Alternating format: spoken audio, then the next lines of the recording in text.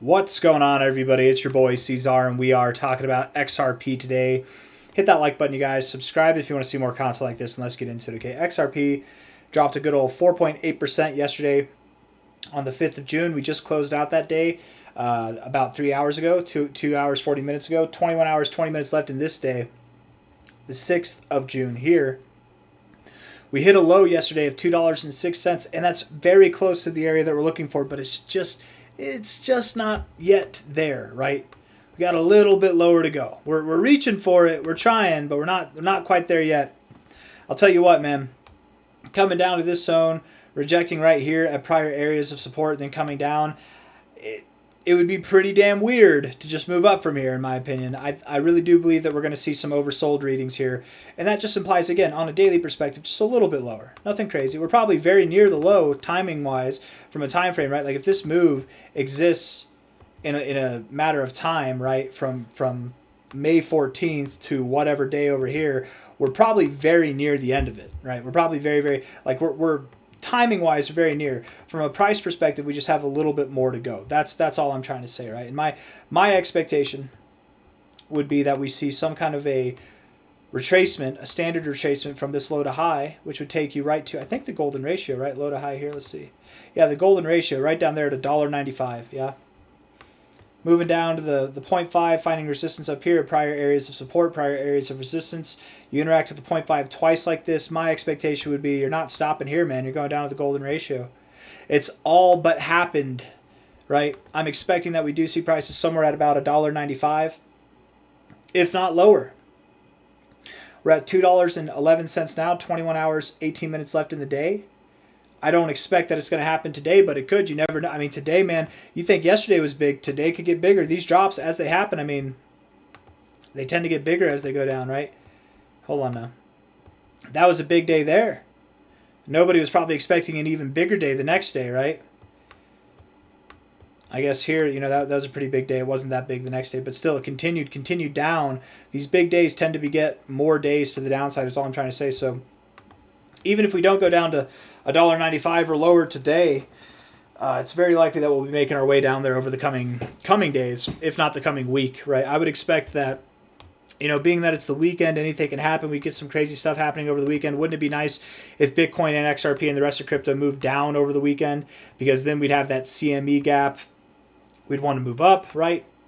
Have that reversion back, and that might be some momentum that can cascade us to higher prices. I don't know. If you don't know what I'm talking about with the CME gap, don't even worry about it. Don't stress yourself out. Just trust when I tell you, if we were to move down over the weekend, that actually might prime us to move up over the week. That's all I'm trying to say, okay? But looking at the daily RSI, looking at the price, I'm not convinced here, man. We got lower to go, yeah. Pretty bearish candle, the largest candle we've seen in a second. It's red with some above average volume or about average volume backing it up, and we broke down out of the zone. I mean, we're going lower, man.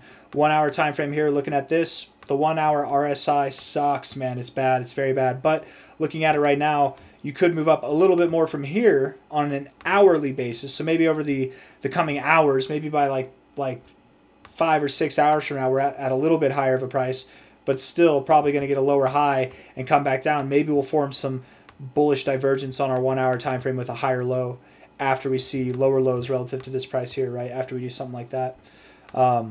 But we're going to go up first and then down. That's my expectation. Being here at $2.10.5, I wouldn't expect we move up too much. We probably move up, you know, 215 at the highest, maybe 217 at the highest, something like that. We're probably not going to move up too much, and then we'll move down.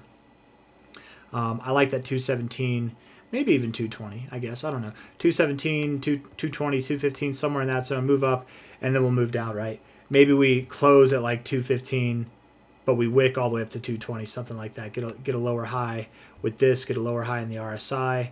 That goes right there in tandem as well. I'm not drawing the lines the best. I'm just hoping you guys understand what I'm saying.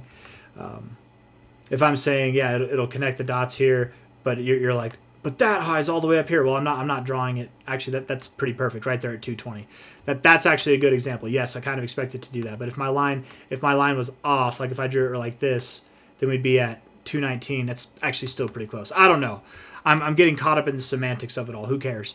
4 hour time frame here. Looking at the 4 hour RSI. We just got into the oversold zone with that last 4 hour candle. We have an hour and 15 minutes left in this candle. So if this candle closes green, if the 1 hour, if my interpretation of the 1 hour is correct, then likely we would actually get some more. We'd probably grow a little bit into the next 4. So yeah, I think that the next, let's say 5 to 10 hours might be moving up, and the second half of the day will be moving down. That'd be my expectation, yeah. Because if this candle closes green, and based off the 1 hour, I would expect it does. I don't think they're going to move down on the next hour. I think it'd move up, if anything. Looking at the 1 hour RSI, it would make sense that you move up from here, not down. I mean, you can move down. Just because it makes sense doesn't mean it has to happen. But if you move up over the next hour, you're going to be closing this candle green, which closes in an hour and 14 minutes.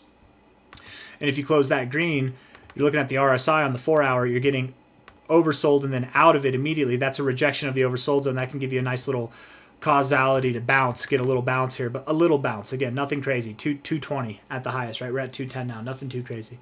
And then down, and then returning down. Looking at this, if my computer would just not freeze, man. $2.10 right now. Looking at this, after we move up, we'll move down again from a low. From the relative low on April 7th to the relative high there. Golden ratios right there at $1.95 to $1.88. And we really could go below $1.95, it's okay if we do.